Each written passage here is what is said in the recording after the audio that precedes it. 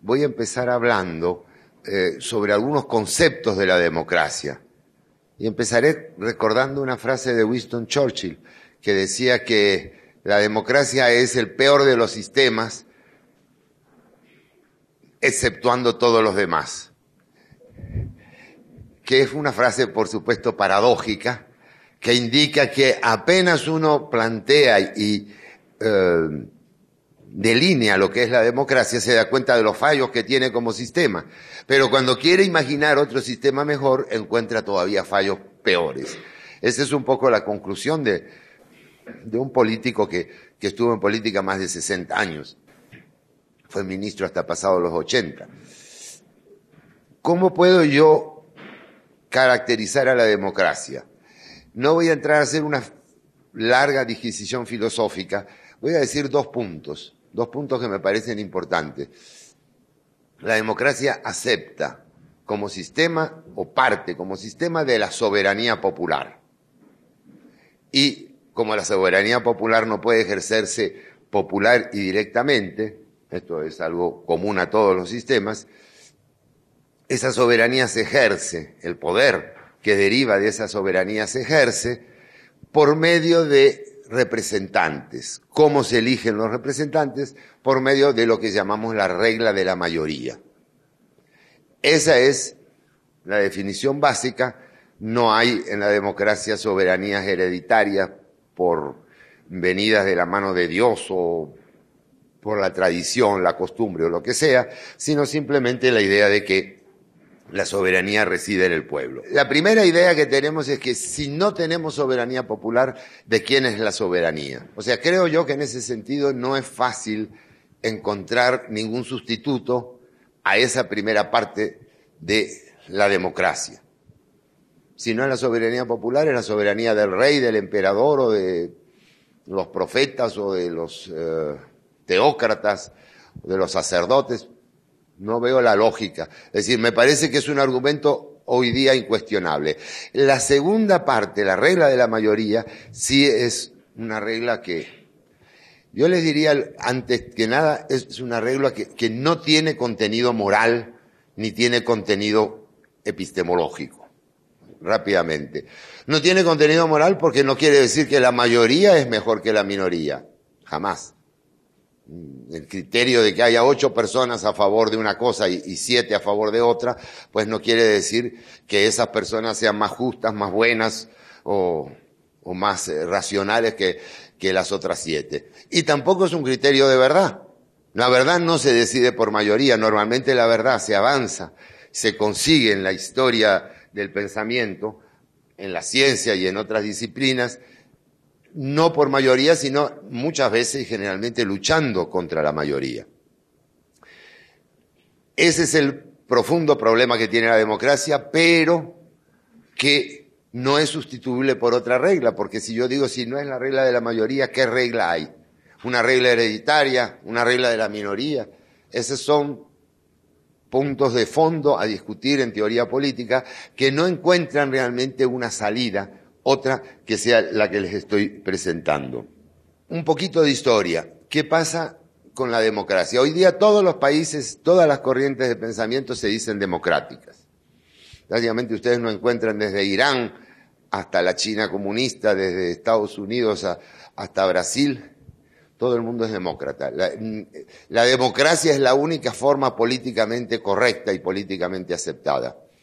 Yo voy a sostener un punto que no lo voy a explayar ahora, lo mantiene mucho Fareed Zakaria, un escritor de origen hindú norteamericano, lo mantiene también Giovanni Sartori, un politólogo muy importante, que es que la democracia tiene hoy día un halo de intangibilidad, una especie de mito que hace que pensemos que cuanto más se democratiza algo, mejor es. Y eso, a mi manera de ver, no funciona así. La democracia no es buena para todo, no es buena para aplicar al sistema judicial ni al sistema educativo. Una cosa es la participación, pero otra cosa es la democracia. Es decir, la regla de la mayoría, que puede ser aceptable, discutible en asuntos políticos, es completamente inaceptable en asuntos que tienen más que ver con la verdad o con la justicia que con las decisiones políticas. Uno puede entender fácilmente que si hay 8 personas a favor de construir un puente y 7 en contra, pues al final se construye el puente. Pero uno no puede aceptar que porque haya 8 personas diciendo que alguien es culpable y 7 que es inocente, que por esa mera razón la persona sea culpable. O sea, el ambiente, la decisión de tipo judicial, la decisión de tipo académica respecto a la verdad de algo, no puede tomarse por mayoría. Pero hoy tenemos esa especie de intangibilidad, esa especie de halo que dice que todo es mejor cuanto más democrático se vuelve. Y en eso coinciden izquierdas y derechas. Porque nadie quiere, por no parecer políticamente incorrecto, nadie quiere aparecer como antidemocrático o no democrático. Mi opinión, para terminar este punto, es que la democracia es algo útil, es un sistema que no tenemos más remedio que utilizar en cuanto a esas reglas sobre todo, pero es un sistema limitado en sus aplicaciones, un sistema que solo sirve para resolver algunos problemas y no otros. Vamos ahora a la parte de las debilidades, de lo que trae, los problemas que puede traer esa regla de la mayoría. El primer problema que puede traer es que la mayoría abuse de las minorías. Eso implica y eso obliga a que en cualquier constitución de tipo democrática, en cualquier organización de un Estado o una institución que se organice democráticamente, eso implica que tiene que haber algunos frenos a lo que puede hacer la mayoría, a los temas que puede decidir o no. Hay una cosa que dice, la regla de la mayoría puede llevar a que 2 lobos y una oveja decidan qué van a cenar esa noche. Y ese es un poco el problema de la democracia. Hay dos lobos o 2 personas o 2 millones de personas que desean que le entreguen una subvención y que piden que aumenten los impuestos a los ricos.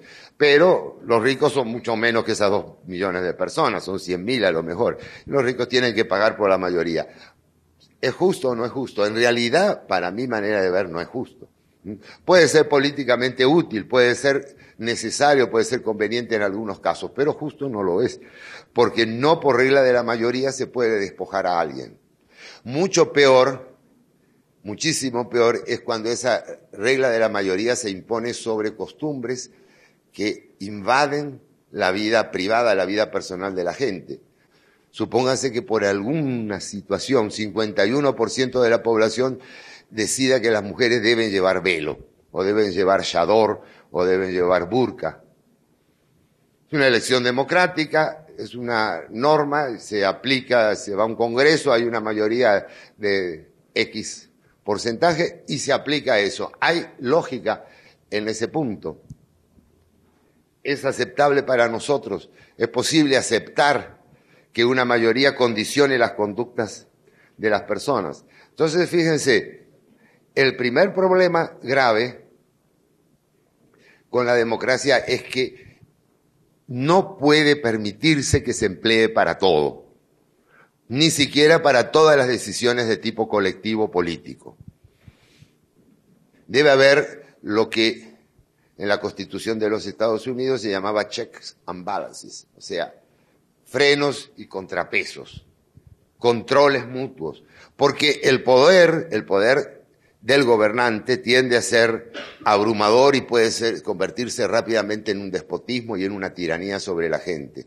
Pero el poder de la gente puede ser todavía peor que el de gobernante, porque uno por lo menos tiene la posibilidad de decir, mire, el tirano está obligando a que hagamos esto, este dictador Pero cuando lo decide la mayoría, yo no puedo decir, el pueblo es el culpable. Es decir, la minoría puede defenderse frente a un dictador o un tirano, pero la minoría no puede defenderse a la mayoría, porque la mayoría simplemente dice, esto es nuestra mayoría. Se acabó el juego. Esto es la voluntad del pueblo. Eso aparece muy claramente en esos 2 periodos, en ese periodo que les digo, en la Constitución norteamericana, 1787, y en lo que pasa 4 o 5 años después, 5 o 6 años después, en la Revolución Francesa. La Constitución norteamericana establece, y funcionó bastante bien hasta ahora, más o menos bien, establece esos controles, esos contrapesos, de tal manera que la voluntad popular, por ejemplo, no elija directamente al presidente, sino que lo eligen a través de un colegio electoral, aunque ahora quieren quitar esa norma en Estados Unidos. Hay mucha gente que está en eso. Los franceses crearon esa convención y esa asamblea popular que prácticamente se metía con todo el mundo, incluso cosas que nos parecen ahora muy tipo talibán. Podía enjuiciarse a alguien por no alegrarse de una victoria de las fuerzas revolucionarias. Esa era una norma de la asamblea. Si tú no te alegrabas de que hubieran ganado, pues podías ser juzgado. Eso llevó al terror, a lo que Robespierre llamaba el terror, y eso llevó a abusos tremendos. Ese es el primer punto, el más evidente, que trae la regla de la mayoría, el abuso de la mayoría sobre la minoría. Hay otros 2 puntos que a mí me parece importante destacar. El segundo punto es que la mayoría puede decidir bajo la presión de estados de ánimos emocionales muy fuertes. Ahí prácticamente el primer libro de historia que se escribió hace 2400 años, en el libro sobre la historia de las guerras del Peloponeso, de Tucídides, se plantea un caso así en que la asamblea ateniense, la asamblea eran los ciudadanos atenienses reunidos, decidieron imponer un severísimo castigo a otra ciudad, tal que era ejecutar a todos los hombres y esclavizar a las mujeres y niños, porque estaban furiosos por algo que había pasado en una batalla. Es decir, los ciudadanos después se retractaron de eso, pero la voluntad de la asamblea ya se había cumplido. O sea, la mayoría es emocional, la mayoría actúa visceralmente, por decir así. Yo tengo el caso, he vivido 30 años en Venezuela, y tengo el caso en ese sentido del de Chávez. La gente cansada de la corrupción, cansada del mal manejo de los fondos públicos, decidió elegir a un militar que había dado un golpe de Estado 6 años antes. ¿Qué clase de democracia puede proporcionarnos un señor así? ¿Qué clase de libertades puede protegernos? Bueno, ahora los venezolanos han aprendido en carne propia lo que sucede. Pero Chávez ha utilizado ese recurso de mayorías y minorías para seguir obteniendo cierto apoyo popular. El último punto en que la democracia es complicada, aunque no es peor que otros sistemas en ese sentido, es que es muy fácil condicionar a los gobiernos democráticos cuando se tiene poder y cuando se conforma un pequeño grupo de presión que puede entrar a los ministerios, sobornar diputados, etc. Bueno, también podría ser un sistema monárquico, pero en realidad el poder del rey es mayor. Esos grupos pueden condicionar de tal manera los diversos sectores de la democracia que pueden traer consecuencias muy negativas. En realidad yo considero que ese no es un problema muy específico de la democracia, pero sí hay un desbalance entre esa mayoría que a veces no tiene cómo expresarse en el día a día y esos grupos de presión pequeños que tienen un alto poder. Les voy a contar un último caso en ese sentido. Yo recuerdo muy bien cuando subió Chávez, para dar ese ejemplo, cuando sube Chávez, o antes de que subiera Chávez, cuando él va empezando a avanzar en las encuestas, hay mucha gente que estaba alarmada por eso. Pero había mucha gente, no mucha gente, algunos personajes de poder, dueños de grandes empresas o de conglomerados, que lo que trataron de hacer fue comprar a Chávez. Es decir, lo invitaban, a la que era esposa de Chávez, una tarjeta de crédito ilimitada, con la idea de que se podía manejar muy bien a ese señor si se lo compraba, si se lo manejaba, si se lo acuerpaba, digamos así, y se lo compraba de alguna manera. Lo que resultó en un error fatal para esta gente porque no se puede comprar tan fácilmente un gobernante cuando empieza a tomar poder. Para terminar, la democracia tiene otra debilidad muy grande, que es fácilmente manejable. En el caso de Venezuela, pero también en el caso de Alemania de Hitler y en otros casos uno lo puede ver, no hay nada más fácil para un gobernante que montarse en esa ola de mayorías, buscar una reforma a la Constitución y, una vez que tiene una constituyente favorable, armar las cosas de tal manera que pueda perpetuarse en el poder. Reelegirse, manipular los otros órganos del poder público, de tal manera que no haya compensación entre el Congreso, el Ejecutivo y el Judicial, etc. Entonces, la democracia en ese sentido es muy débil. Yo diría que necesita dos cosas, y voy a terminar porque ya estamos, ¿verdad? Necesita dos cosas una democracia para ser un gobierno que favorezca al ciudadano, proteja sus libertades y proteja su modo de vida. Necesita una que es obvia, reglas claras en cuanto hasta dónde puede llegar el poder de las decisiones políticas. Para eso debe estar una constitución, para decir algo así como, no lo voy a decir en estos términos, pero no se le puede imponer a la gente la forma de vestir, la forma de hablar, todo lo que es el ámbito de la conducta privada. Ese ámbito de la conducta privada tiene que estar protegido por la Constitución. Pero hay un segundo problema, un problema mayor todavía. La Constitución puede ser perfecta, puede ser muy buena, pero si en el ánimo de las personas no hay una valoración de esas cosas, si las personas quieren la dictadura de alguien, pues no hay ninguna Constitución que pueda evitarlo. La gente, al final, basado en el principio de la soberanía popular, al fin y al cabo hace lo que quiera, aunque después se tenga que arrepentir de sus decisiones, como esos atenienses que votaron ese castigo tan terrible. Entonces quiero dejarles esa idea.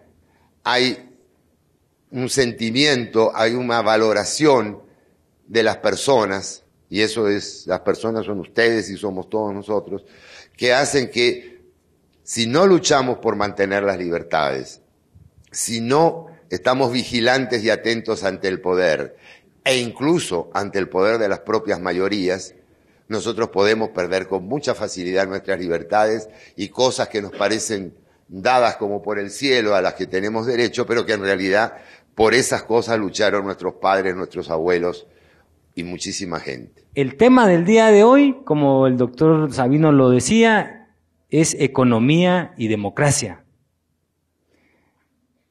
Yo me pregunto, jóvenes, ¿qué sentido tiene hablar de economía y democracia? Diríamos, a 2 días, 3 días de haber terminado la Cumbre de las Américas, donde no casualmente no hubo declaratoria, pero sí hubo acuerdos en torno a 5 puntos. ¿Qué sentido tiene hablar de economía y democracia? Diríamos cuando en México se está realizando precisamente el Foro Económico de las Américas, en donde diríamos la atención la centra no tanto la adaptación a la economía global, sino el problema de la YPF entre Argentina y España. ¿Y qué sentido tiene entonces hablar de economía y de democracia en un país tan complejo como el guatemalteco? Yo quisiera partir de 2 supuestos. El primer supuesto es que la economía debería o debe estar en función de la democracia. Primer supuesto. Y segundo supuesto, que la democracia no se agota en lo económico. Es decir, la democracia tiene otros componentes fundamentales, y ese componente fundamental dentro de las ciencias sociales es el ejercicio de la ciudadanía plena. Yo quisiera también partir en estos 15 minutos que tengo de un contexto fundamental que está condicionando y determinando la dinámica económica y la puesta en marcha de la consolidación de la democracia, no solo en Centroamérica, sino en Latinoamérica. Y aquí menciono 3, 4 aspectos. El fenómeno sociopolítico que está marcando y determinando la economía y la democracia a finales del siglo XX, a principios del siglo XXI, es la puesta en marcha de los tratados de libre comercio. Es decir, la dinámica económica y la dinámica democrática de Latinoamérica se ha visto, diríamos ahí, complejizada por la puesta en marcha de los tratados de libre comercio. Para el caso guatemalteco, tratados de libre comercio en función de minería, de petróleo, hidroeléctricas y sobre todo tratados de libre comercio en función de la terciarización de la economía.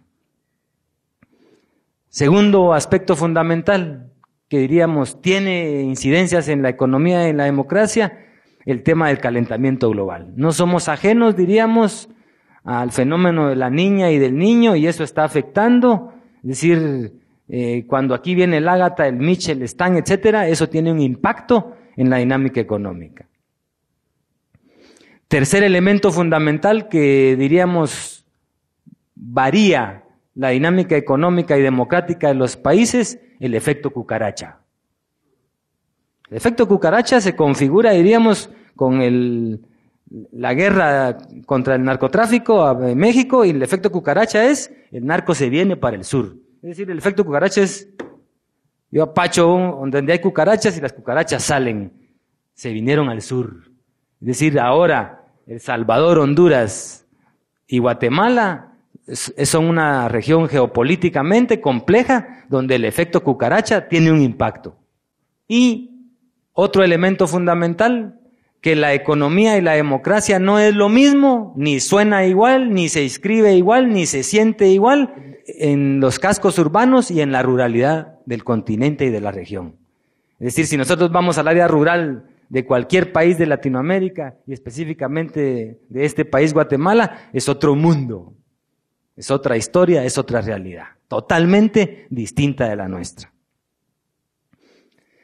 Yo quisiera basarme en estos 10 minutos que me quedan, sustento mi exposición, diríamos, en los aportes de Guerra Borges, en el análisis de los 40 últimos años de la dinámica económica, en el informe básicamente del PNUD, donde nos dan algunos indicadores del tema del desarrollo humano, y fundamentalmente en la información de Latinoamérica a través del Latinobarómetro, que es, diríamos, el informe latinoamericano para hacer una medición del tema de la democracia en el continente.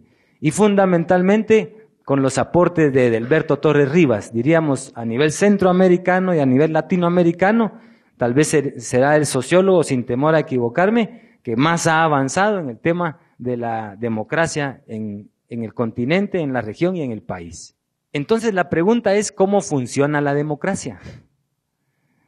Y a partir aquí en Guatemala el año 80 y a partir del año 96, fundamentalmente con la firma de los acuerdos de paz, hay un funcionamiento muy débil de la democracia, porque aquí en este país fundamentalmente carecemos de institucionalidad. Es decir, hay ministerio público, pero el ministerio público no se articula al OJ, etc. Es decir, hay instituciones, pero no hay institucionalidad, y eso hace frágil la democracia. Y no olvidemos que otro presupuesto fundamental, y eso condiciona también el tema de la economía y la democracia, que en los últimos siglos la economía subordina a la política. Es decir, muchas decisiones políticas están condicionadas por determinantes económicos. Entonces, ¿cuáles son los retos aquí en el país de cara a hacer una economía con rostro más humano y una democracia más participativa en la toma de decisiones? Primer elemento. El primer reto es, diríamos, los mismos tratados de libre comercio, donde las relaciones internacionales son asimétricas. Otro reto importante es el tema fiscal. Llama la atención que el actual gobierno pone en la mesa como punto toral para la puesta en marcha de su devenir de gobierno el tema fiscal. Pero el tema fiscal, yo haría un poco la reflexión, ¿será que la actual propuesta del tema fiscal tiene el espíritu de los acuerdos de paz? Otro reto para la democracia en este país, diríamos, son los niveles alarmantes de pobreza y exclusión social. Es decir, no se puede hablar de que hay una economía, diríamos, hasta qué punto la economía neoliberal está en función del combate a la pobreza y en función del combate a la exclusión social. Y no es casual que en este país el 80 y 90% sean analfabetas funcionales. ¡Wow! Es decir, en pleno siglo XXI, tener más del 80% de analfabetismo funcional, eso es evidente que falta, diríamos, que la economía esté en función de la democracia.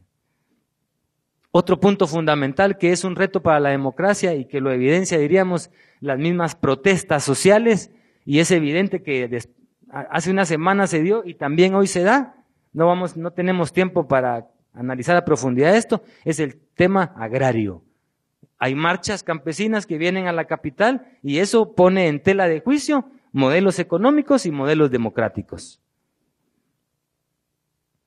Y otro reto para la democracia, yo creo que esto es el CONA. Y ustedes preguntarán, ¿qué es el CONA? El CONA, diríamos, es todo lo que tiene que ver con el crimen organizado, y con la narcoactividad, CONA. El CONA es un reto para la economía y para la democracia de estos países. Ya lo mencionaba yo por el efecto cucaracha. Yo quisiera concluir este espacio de reflexión. Entonces, si hay débil democracia, si la democracia no se agota en lo económico, y si lo económico debería estar en función de la democracia, echémosle un vistazo de 5 minutos a cómo diríamos cuáles serían los retos desde el Estado, desde la sociedad, desde los partidos políticos y desde la comunidad internacional en función de consolidar el proceso de democracia en el país. Yo creo que de primero estamos bastante en desacuerdo en función de la tesis de la refundación fallida del Estado. Es decir, pero hay algo que nos dice que el Estado no está como debería de estar. Estábamos, diríamos, dialogando e investigando desde el Instituto de Investigaciones Políticas y Sociales de la Escuela de Ciencia Política, que es válido hablar de una refundación fallida del Estado a partir del año 96.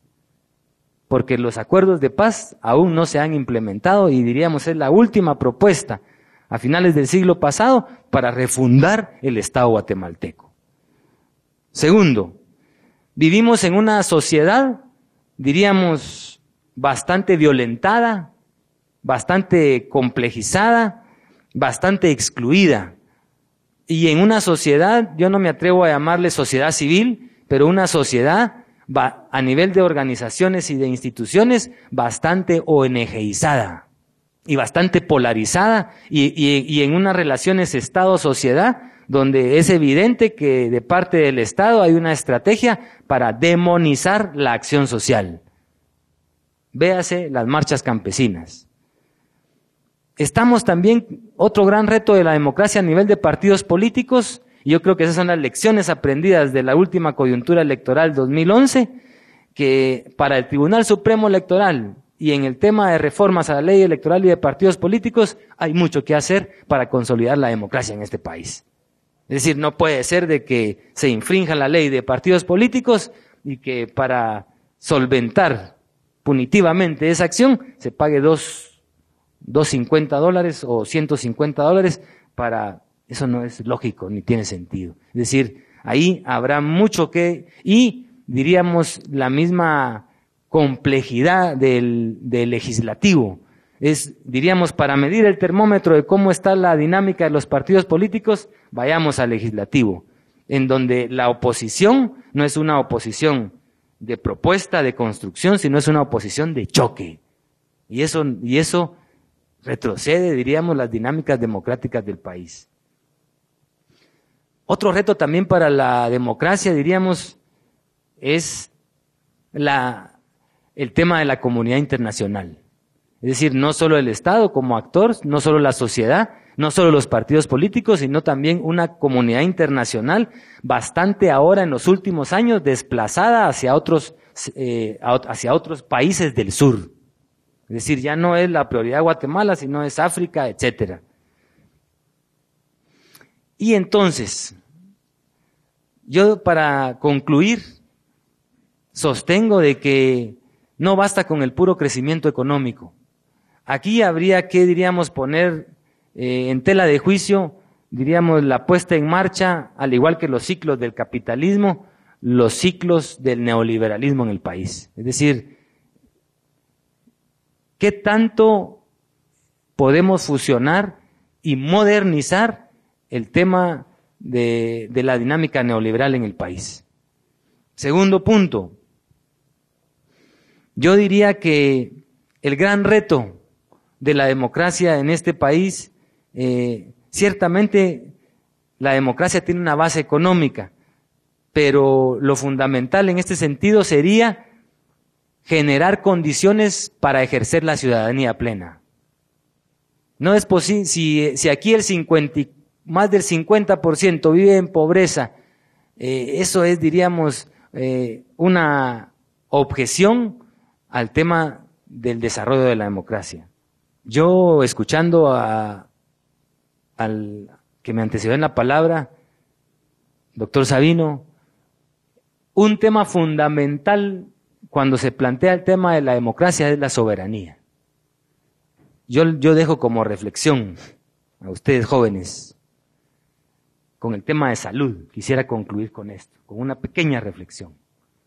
No es posible que en este país de Guatemala no logremos todavía hablar en este ámbito político de la importancia de la soberanía alimentaria. Todavía hablamos de seguridad alimentaria, pero la seguridad alimentaria no implica soberanía alimentaria. Quiero explicar un poco la base metodológica del tema que quiero exponer. A mí se me encomendó hablar de, como tema general, un análisis económico de la democracia. Y eso se concentra desde la perspectiva que yo quiero exponer en la escuela de Public Choice, que es un poco, digamos, la metodología analítica que estamos discutiendo acá en el foro y, digamos, en lo que se basa principalmente el Centro para el Análisis de las Decisiones Públicas. Entonces, es una metodología muy específica, esencialmente consiste en la aplicación de las herramientas de la economía, la aplicación de las herramientas analíticas de la ciencia económica a las decisiones políticas. En ese contexto es el que yo me voy a pronunciar metodológicamente hablando. Y ya como tema más particular, se me pidió que hablara de el rol que juegan en este contexto democrático, con base a esta metodología que acabo de describir, el rol que juegan los votantes y los buscadores de rentas dentro de la democracia. Entonces, aquí hay varios puntos que quiero exponer. El primero de ellos sería, desde esta perspectiva de análisis económico, es decir, tomar las herramientas de la economía como una ciencia que estudia el comportamiento humano, ¿sí? Hacer ese mismo tipo de análisis metodológico hacia el funcionamiento de la política, porque la premisa fundamental es que las personas somos las mismas, ya sea cuando nos desenvolvemos en el ámbito político o en el ámbito privado. Es decir, las personas no cambian, su personalidad no cambia, su personalidad no se altera. Las personas que persiguen fines e intereses propios en el ámbito privado, lo cual es perfectamente legítimo siempre y cuando no lesionen derechos de otros, son exactamente esas mismas personas las que se comportan de esa misma manera, bajo esas mismas premisas, en el ámbito público. Es decir, pensar en que los políticos son angelitos o son idealistas o son personas necesariamente bien intencionadas que nunca buscan su interés personal, eso, perdóneme, pero es ingenuo, no es realista, y cualquiera que vive en un país como el nuestro entenderá que la realidad no es así. Así que el primer punto que quiero exponer es explicar desde esta perspectiva algunas de las principales debilidades de la democracia. Si se toma a la democracia como un sistema de gobierno en sí mismo, y esta es una premisa bastante cuestionable. Hay una postura que dice que la democracia no es un sistema de gobierno, la democracia no es más que un método de toma de decisiones, y hay otra postura que dice que la democracia puede ser un sistema de gobierno, y entonces esto tendría una serie de consecuencias también. El primer punto que podemos mencionar es que la democracia como tal, si se toma como un sistema de gobierno, no es un mecanismo adecuado para canalizar las preferencias de los votantes. Hagan la comparación con la toma de decisiones individuales, la toma de decisiones que ustedes hacen todos los días. Es muy fácil trasladar la información de cuál es su particular preferencia respecto a algún bien o servicio que ustedes quieran. O sea, en el mercado, digamos, en la esfera privada, por así llamarle, votamos todos los días, cada vez que consumimos, cada vez que decidimos contratar los servicios de X o Y persona o comprar la marca B o C, estamos votando literalmente en esa decisión aislada y esencialmente votamos con nuestra billetera. Esa es una manera en que expresamos nuestra preferencia. En la democracia, en la toma de decisiones públicas, no sucede eso. ¿Verdad? Cuando uno elige en el contexto público, en el contexto democrático, normalmente elegimos por un paquete. ¿Verdad? Yo no puedo especificar, yo quiero votar por este partido específico porque esto implica esta política específica en materia de salud, en materia de seguridad, en materia de justicia, en esto o lo otro. Es absolutamente ambiguo. No hay un mecanismo adecuado para que la democracia refleje las preferencias de los votantes. Esa es una realidad. Otro de los problemas es que, digamos, me voy a referir más adelante a esto, digamos, el votante actúa con base en información muy limitada y hay una razón de por qué esto es así, por un lado. Y por otro lado, la oferta política lo que está buscando es capturar precisamente la mayoría de votantes posible. ¿Y cómo van a ser las posturas en términos de la oferta política para capturar la mayor parte de votantes posible? Lo más amplias que sean, lo más amplio que se pueda, a manera de abarcar la mayoría de votos que se puedan. Por eso es que ustedes oyen el discurso político en un sentido muy ambiguo, muy vago, muy general, a veces populista, a veces emocional, pero ya cuando uno lo analiza de fondo, lo que uno encuentra ahí son un montón de falacias y vaguedades y falsedades y nada serio, ¿verdad? Los políticos normalmente uno los escucha decir cosas como vamos a solidificar la democracia y vamos a promover el desarrollo y vamos a mejorar la seguridad y el crecimiento y aquí y allá, pero no hay nada concreto, no hay nada más que promesas ambiguas y eso es precisamente porque están siguiendo la lógica del comportamiento de los votantes. Y otra razón, digamos, que podríamos incluir ahí es el simple hecho que las promesas políticas no son exigibles. ¿Verdad? Si ustedes hacen la comparación entre la toma de decisiones privadas, digamos, la interacción en la esfera privada de las personas, pues ahí las promesas son exigibles. Esencialmente estamos hablando de contratos, esencialmente estamos hablando de acuerdos donde se puede, digamos, reclamar determinada conducta. Y eso no solo es así en el ámbito económico, digamos, en la familia se puede ver esto, digamos, en un matrimonio hay reglas a las cuales se les puede exigir a las personas a las que se sujeten. En los contratos es muy fácil ver el caso de cómo se puede exigir el cumplimiento de un compromiso que se hizo, pero en la política no. Aquí hemos tenido presidentes que dicen que a los 100 días renuncian si no se da tal o cual circunstancia y hasta donde yo recuerdo se han quedado ahí los 4 años y no han renunciado porque simplemente son promesas. Aquí los presidentes todavía vienen a tener el cinismo de decir que hay que mentir para ganar las elecciones, hay que engañar a la gente. Esto lo reconocen abiertamente porque esta es una de las grandes debilidades de la democracia.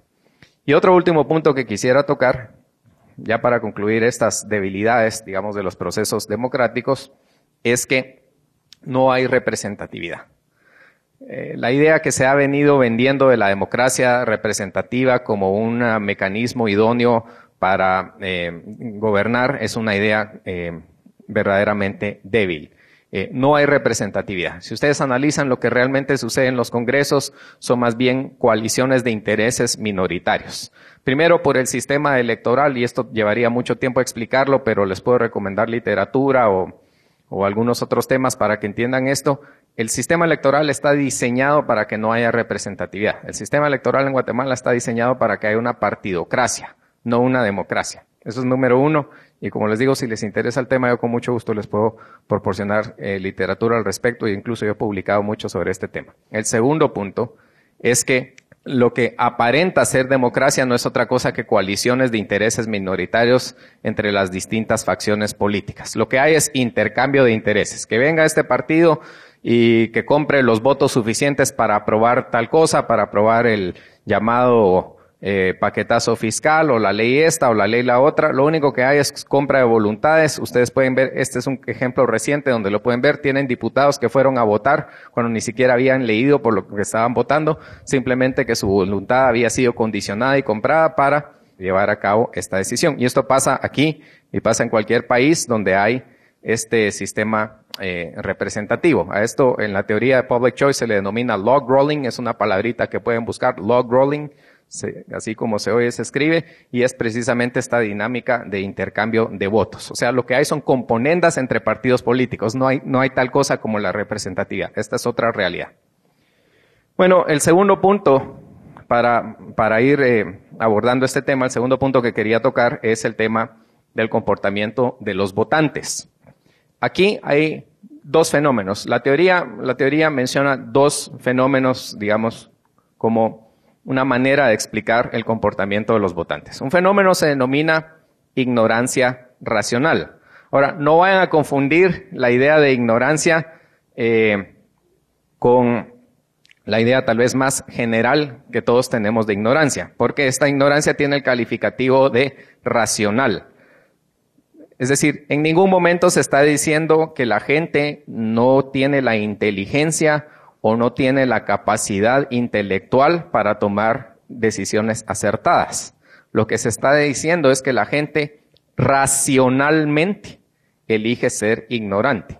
Una de las premisas del análisis económico es precisamente la racionalidad en el comportamiento. La otra premisa es el comportamiento maximizador, ¿verdad? Sin estas dos premisas no se puede hacer análisis económico. El comportamiento humano tiene que ser individual y tiene que ser maximizador y tiene que ser racional.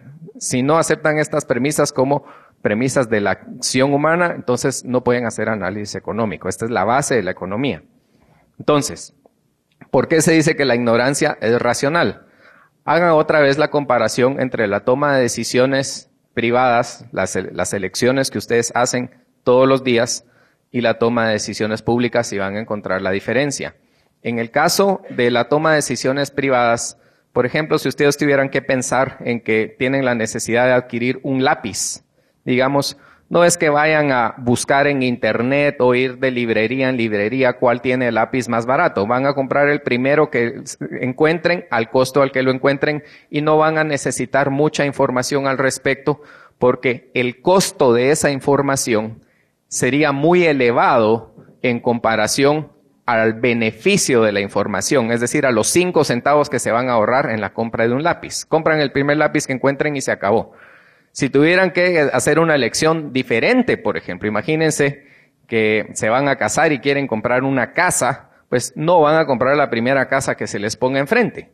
Es decir, van a hacer una elección muy meditada, van a recabar muchísima información, van a ver distintas opciones y al final van a hacer la elección que mayor beneficio les tenga. Y ahí sí están dispuestos a incurrir en cierto costo porque esa información, aunque sea costosa, les va a traer un beneficio mayor. Esto es así, todo el mundo lo hacemos todos los días. Veamos qué pasa del lado de las decisiones políticas. Ustedes pueden tener toda la información relevante, conocer a profundidad las propuestas de los partidos, de los políticos, de sus campañas, la integración de sus miembros, de sus gabinetes, etcétera, etcétera, pero aún así esta información prácticamente no les sirve de nada. No les sirve de nada, porque no pueden por sí solos percibir el beneficio directo que les representa información adicional. Tendrían que convencer a los otros 3,5 millones de votantes a que voten igual que ustedes para poder, digamos, capitalizar los beneficios de esa información. Entonces, ¿cuál es el comportamiento racional en ese contexto? Que yo voy a decidir con base en información muy limitada. Esto no tiene absolutamente nada que ver con la educación. Yo sé que muchos de ustedes van a pensar, sí, lo que pasa es que en Guatemala la educación, el nivel de educación es muy bajo, entonces por eso es que la toma de decisiones públicas es mala. Realmente no tiene nada que ver. Esta es una cuestión de comportamiento racional de las personas. Las personas pueden ser no educadas, pero no por eso dejan de ser inteligentes. Entonces, eso hay que tenerlo muy claro. Les voy a dar un par de ejemplos para que vean por qué la educación no es realmente un factor relevante en este tema. Vean el caso de la elección local, digamos una elección comunitaria o una elección comunitaria o local versus una elección que tiene que ver con el gobierno central. Si ustedes le preguntan a la gente la relevancia o la importancia que para ellos tienen la decisión local, va a ser mucho más importante. Y en ese sentido van a estar mucho mejor informados y van a hacer una mejor elección en función de sus intereses. Si les preguntan respecto de la elección general, pues es una decisión que difícilmente les vaya a importar porque no tiene tanta trascendencia. Y es la misma persona con el mismo nivel de educación. Y ahí pueden ver la diferencia en el comportamiento con mucha claridad. La evidencia sí lo demuestra. A mí no me gusta decir las cosas sin poderlas demostrar con evidencia. Lo pueden ver en los resultados electorales, en el nivel de abstencionismo que hay de primera a segunda vuelta. En la primera vuelta toda la gente va a votar porque elige al alcalde. En la segunda vuelta a menos gente le interesa esto cuando ya se trata de elegir un presidente, porque la elección que era relevante para ellos ya pasó. Ahí hay evidencia de que esto, otra vez como decía, no es un factor. Pueden ver el tema a la inversa. Pueden ver lo que sucede en países más desarrollados, en países donde los niveles de educación son mayores, y van a ver que la gente se comporta exactamente igual. Entonces, es decir, la educación no es un factor. Aparte de este tema de la ignorancia racional, está otro concepto que describe un poco el comportamiento de los votantes que se llama irracionalidad racional, lo que algunos economistas han llamado rational irrationality, irracionalidad racional. ¿Y esto qué quiere decir? Que las personas toman decisiones que desde el punto de vista, digamos, económico, se ven contraproducentes, se ven irracionales, ¿verdad? ¿Usted está de acuerdo con que una apertura comercial le trae más beneficios a los consumidores de un país que proteger a las industrias locales y subir mucho los aranceles? ¿Cuál de las dos posiciones piensa usted que trae más beneficios a la población? Por mucho que quieran discutir esto, la realidad y la verdad es que la primera, una apertura comercial, beneficia a los consumidores de un país, y cerrar, digamos, las fronteras al comercio, a los únicos que protege son a los industriales del país en detrimento de la mayoría de todos que somos consumidores. O sea, eso no está sujeto a discusión. Sin embargo, ustedes le pueden preguntar a mucha gente y disfrazar el argumento de ciertas maneras y van a caer en cuenta que muchos eligen en lugar de la apertura comercial lo opuesto. Eso es irracional, porque va en contra de su beneficio. Y sin embargo, ¿por qué se adoptan este tipo de posturas o posiciones en el ámbito político? Es precisamente por este fenómeno que les acabo de describir que se llama irracionalidad racional. Y la razón de eso es muy sencilla. La gente puede hacer una elección en el ámbito político que sea irracional, que sea ilógica, que sea contraproducente, porque es de alguna manera una forma de sentirse bien consigo mismo, ¿verdad? Decir, bueno, yo tengo un sentimiento moral superior al de ustedes, porque ustedes son unos aquí o son unos allá, o no tienen el nivel de conciencia que yo tengo, esto, lo otro. Y es, ¿verdad?, sentirme un poco mejor conmigo mismo, comprar 10 centavos de satisfacción para mi conciencia, diría un amigo, pero yo no asumo el costo de esa decisión. Esa decisión, el costo de esa decisión, que es contraproducente a la larga para la sociedad, está diluido entre todos. Entonces, si ven otra vez la diferencia, si ustedes en el ámbito privado, en su vida privada, toman una decisión irracional, por ejemplo, alguien dice, voy a tomar todo el dinero y todos los recursos que tenga para consumir drogas y voy a consumir drogas porque eso me provoca placer, a la larga se están haciendo un daño enorme y van a pagar el costo de esa decisión cuando paren enfermos o algo peor y sin nada, ¿verdad? En el ámbito privado la irracionalidad se paga muy caro, pero en el ámbito público la irracionalidad no tiene costos significativos porque los costos, como son decisiones colectivas, decisiones públicas, están diluidos entre toda la sociedad, entonces ustedes nunca lo van a sentir. Aquí es donde uno comprende este tercer fenómeno del cual quiero hablar, que es el fenómeno de la búsqueda de rentas. Ya sabemos que los votantes son racionalmente ignorantes y que son racionalmente irracionales. Y entonces, los grupos de interés, los buscadores de rentas, son los que se aprovechan de esto. ¿Cómo podemos definir una renta? Una renta no es otra cosa que una transferencia de riqueza. Hagan la diferencia entre una utilidad, digamos que es el resultado de una actividad productiva, donde hay creación de valor, donde hay un beneficio para alguien más, donde están creando valor y por lo tanto esto representa, digamos, una ganancia para la persona que genera utilidades privadas. La renta no. La renta es agarrar dinero aquí y pasarlo para acá. Y les voy a poner un ejemplo, tal vez para ver cómo se combinan todos estos factores que acabo de decir. Imagínense que hay una persona, digamos un grupo de interés, en dado caso un grupo de industriales, por ejemplo, que están buscando cierto proteccionismo para su industria. Y ellos lo que quieren es eliminar la competencia extranjera que es mejor y más barata, ¿verdad? Esto es algo muy común en cualquier país. Entonces lo primero que hacen es van con el gobierno y le piden que les fije un arancel, ¿verdad? Este arancel lo primero que va a hacer es encarecer el precio del producto importado. Entonces digamos que el producto local se vendía a 10 y le ponen un arancel del 10%, ahora ese producto importado se va a vender a 110. Y ustedes ahora podrían, o estos industriales podrían vender su producto a 109, digamos, que todavía se va a vender más que el importado, que es más caro solo por el arancel. Estos 9 quetzales adicionales que ahora cada uno de ustedes tiene que pagar, si los multiplican por los millones de habitantes que somos, digamos que fueran 1 millón de consumidores, ya se convirtieron en una renta de 9 millones de quetzales, que no es el resultado de una actividad, de una ganancia genuina de mercado, digamos en un mercado competitivo, sino es simplemente el favor, el privilegio que un político le dio a un grupo específico. ¿Cómo opera la ignorancia racional? Pues para cualquiera de nosotros esa decisión cuesta 9 quetzales más. Voy a la tienda, compro, saco mi billete de 100 quetzales y me dicen, no, fíjese que ahora cuesta 109. Bueno, saco otro día 10, pago los 9, me enojo un poco porque todo está más caro, ha de ser culpa de saber ni quién. No estoy pensando que es una decisión política, que es una renta artificial provocada por el gobierno. Mientras que el grupo de interés tiene una renta, tiene una ganancia de 9 millones de quetzales, con la cual puede comprar voluntades políticas o seguir perpetuando este tipo de esquemas. Entonces, así es como funciona la democracia en la realidad, en la práctica. Y quien dice industriales puede decir ONGs, o puede decir grupos de interés, o puede decir grupos que andan ahí protestando para que se les regale esto, para que se les condone tal otra cosa. O sea, todos se comportan igual.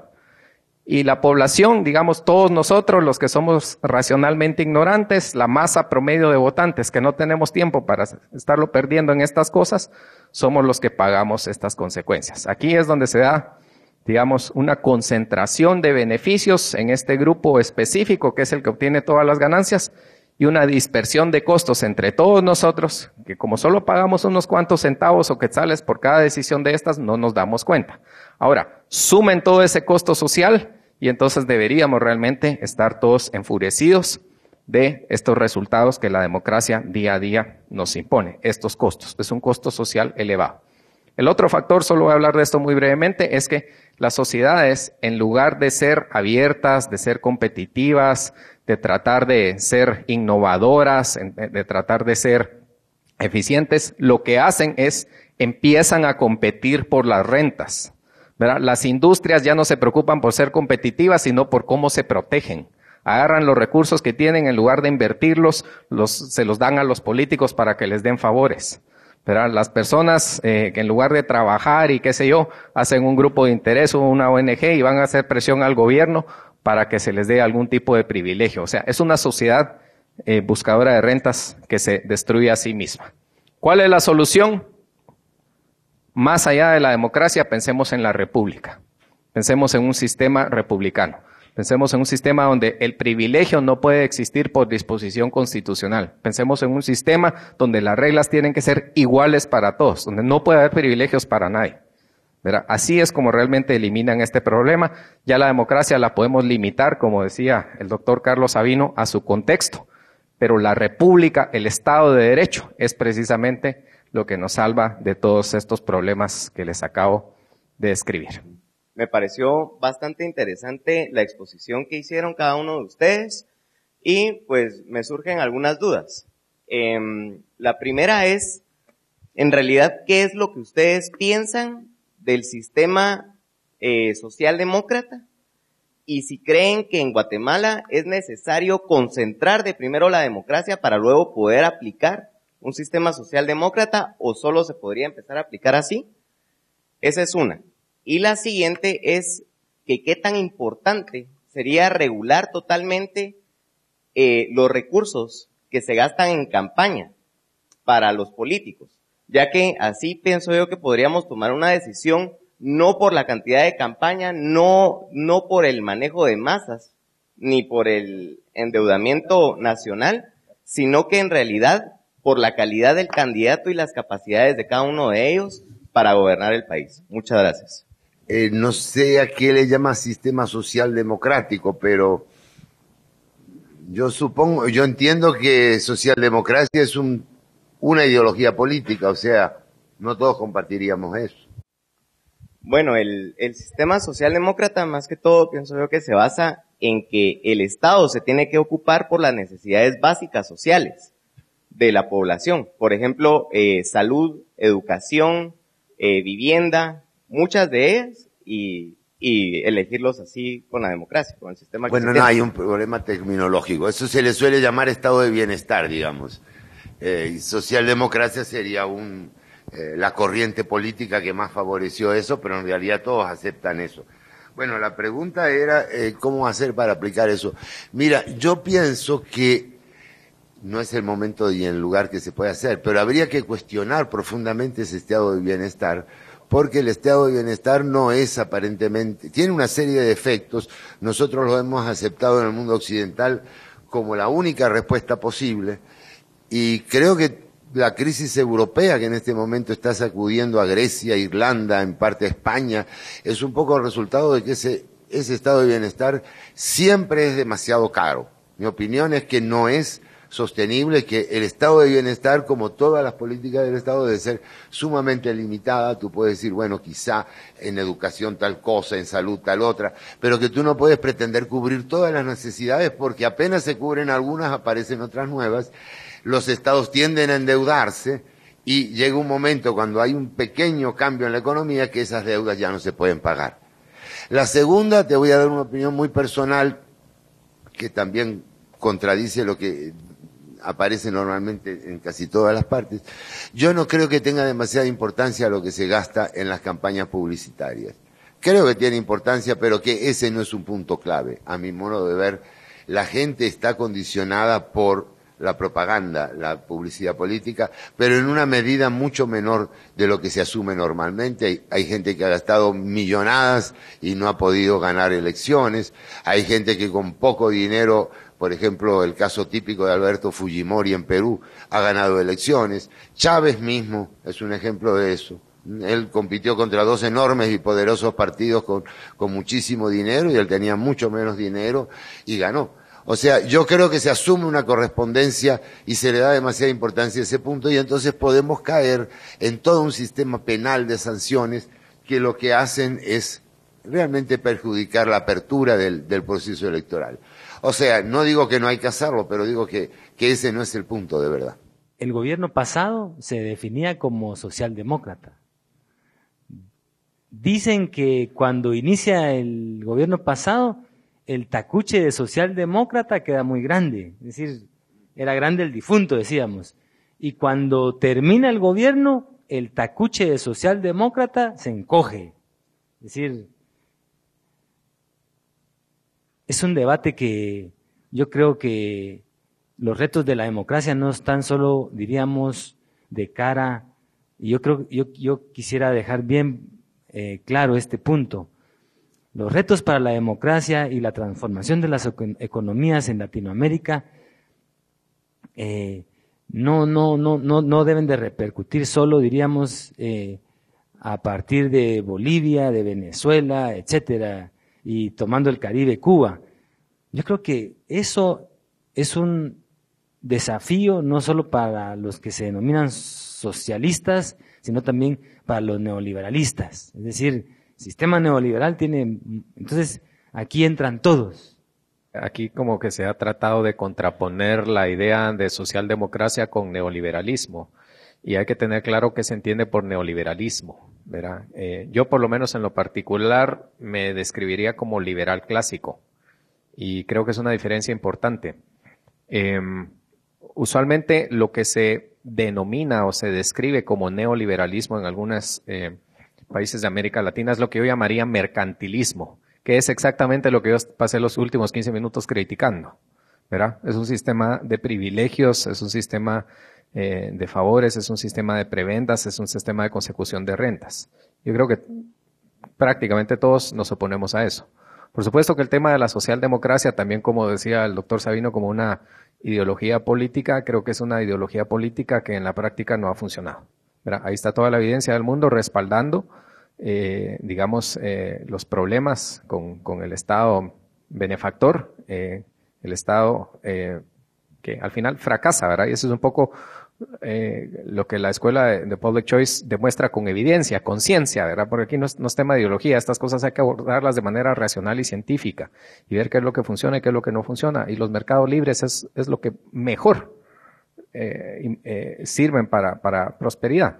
Y eso no quiere decir que no podamos pensar en algunos esquemas de subsidiariedad o de darle un apoyo a gente en condiciones de necesidad, ¿verdad? Y tratar de aliviar algunas de sus necesidades. Yo creo que eso no es incompatible con nada, ¿verdad? Pero simplemente si el Estado es el que pretende abarcar todo, va a terminar fracasando en todo. Y entonces hay que tener mucho cuidado con eso.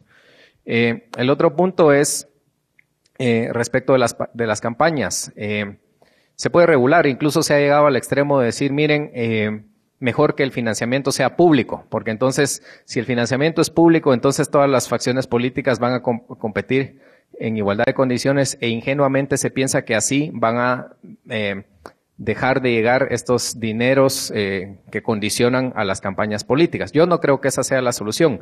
Eso sería como que que me viniera a parar aquí enfrente de ustedes a pedirles dinero para que me subsidien mi carrera de abogado, ¿verdad? Si alguien se quiere dedicar a político, que se dedica a político y que mire cómo se financia, esa fue su aspiración de vida, pues que lo haga, está en todo su derecho, pero yo no me puedo parar aquí a decirles, ustedes tienen que pagar a mí $1 por cada escritura que yo haga, para que yo como abogado subsista. Eso es inmoral, eso es injusto, eso simplemente no se puede, ¿verdad?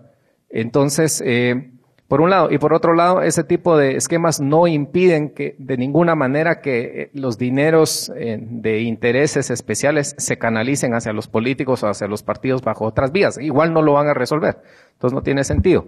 Lo que se puede hacer o lo que se debe hacer más bien es hacer que la legislación o la regulación sea muy específica en materia de transparencia.